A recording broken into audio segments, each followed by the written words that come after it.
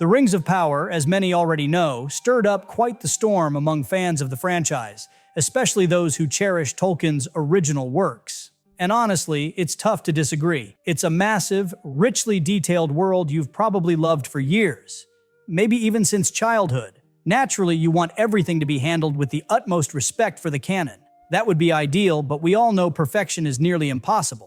I was skeptical at first too. This adaptation felt like a distant echo of the original. But there were moments that made me step back, rethink my outright negative stance, and give it a fair shot. Of course, this is just my personal take, but as someone who grew up loving this world, I feel like I have something to say. The biggest issue with the first season, in my opinion, is the very first episode. Honestly, if I wasn't watching it with the goal of seeing the entire thing through to form my own opinion, I would have dropped it right there. The opening is incredibly weak, with all the exposition just being dumped through dialogue. I want to hear about you. Your harrowing journey. Why, Elrond? You really have become a politician. You make it sound so grim. Sure, they spared us the cringe of a voiceover narration. That would have been even worse. But instead, it's delivered through awkward conversations that no one, not even in fiction, would have. It kills the flow of the dialogue and makes the characters feel flat. Yeah, I can see they tried to keep that poetic tone, but the forced dialogue, packed with exposition, just didn't work. As a result, the first episode feels slow, boring, and hard to watch. No matter how pretty the visuals are, you just don't buy what they're selling. You don't believe the characters, and you don't feel for them. And that's exactly what's supposed to sell the show to the audience. And speaking of the beautiful visuals, are they impressive on their own? Yeah, absolutely. The work of the production designers and cinematographers is stunning. But here's the problem. It doesn't enhance the storytelling. It's often just pretty or so literally illustrating what's being said that you want to scream, "We're not dumb, please use this better."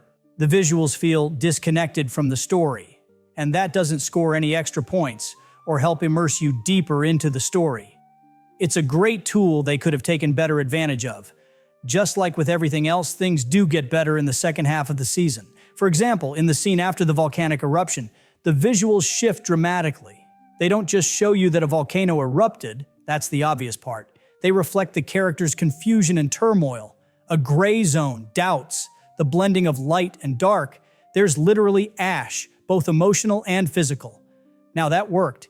It didn't need to be spelled out, it just hit the viewer the way it was supposed to. Yes, more of that, please. And the fact they can do it, that's the good news, right? They did eventually mix things up with those clunky moves from the beginning, but if you pay close attention to how the villains are introduced in the early episodes, it's almost laughable how similar each appearance is. You get the tense sound, some kind of movement or trace of something that the character doesn't notice yet. Then the frame changes, leaving you with the same sense of mystery. And this happens every time. It's disappointing to see something so formulaic in a project with such a massive budget. It feels like they didn't have enough time and just stuck to the simplest, most basic template, repeating it over and over. Sure, it technically works, but no, it's not impressive. And yeah, I've got to give credit to the stories and characters that actually pulled me in. As much as I'd love to say everything was terrible and just write the whole thing off, that wouldn't be fair, even to myself. Because honestly, there were some things that did manage to win me over. In my opinion, the best storyline by far is the one with the Harfoots and how it plays out. Maybe it's because they're kids, and that genuineness came across better than with the other characters. Or maybe it's just the actors doing a great job.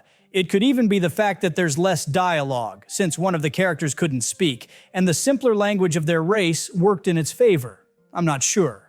But the writers often nailed it here by using more subtle storytelling techniques, which made it way more engaging. Before you even realize it, you're tearing up during that final farewell scene. The same thing happened with Theo. Honestly, what a great character. Sometimes you like him, sometimes he's super annoying, sometimes he makes dumb decisions out of pure emotion, and sometimes he doesn't learn a thing. Other times he seems really sharp, and that fits him perfectly. He's just a village kid with no real education, if he even had any. Yeah, that's exactly how he'd behave. Even Galadriel, who's pretty much impossible to feel for throughout the whole series, no matter how hard the creators beg for sympathy, actually comes to life in their scenes together. It's because Theo feels so real that their dynamic starts to work. The contrast between them actually brings some life to the scenes, even with her. I've got to give a special shout out to the dwarves. Their characters were such a hit from the start. Love at first sight, honestly. Even Adar, during his monologue under Galadriel's watch, felt convincing. There were plenty of moments where you actually believed in the characters and their emotions. It's just a shame that the whole thing still feels like a patchwork quilt, with everything struggling to come together in a more natural way. The music and sound design really tried to hold it all together, and for that, I'm super grateful. But it just wasn't enough. In my opinion, all of this shows that the potential was actually there. If they build on what worked and leave behind what didn't, they could really take things to the next level. By the time this video comes out, most of the second season will have already dropped, and I'm holding out to binge watch it all at once. I'm curious to see if the creators manage to pull it off this time, or if we'll get another soulless, visually stunning show with over-the-top dialogue that just tells us what they couldn't show. Here's hoping for the former. Whether you agree with me or not, I'd love to hear your thoughts in the comments. And of course, don't forget to subscribe and hit the like button if you enjoyed this video and want to see more in the future. I promise, it'll be interesting.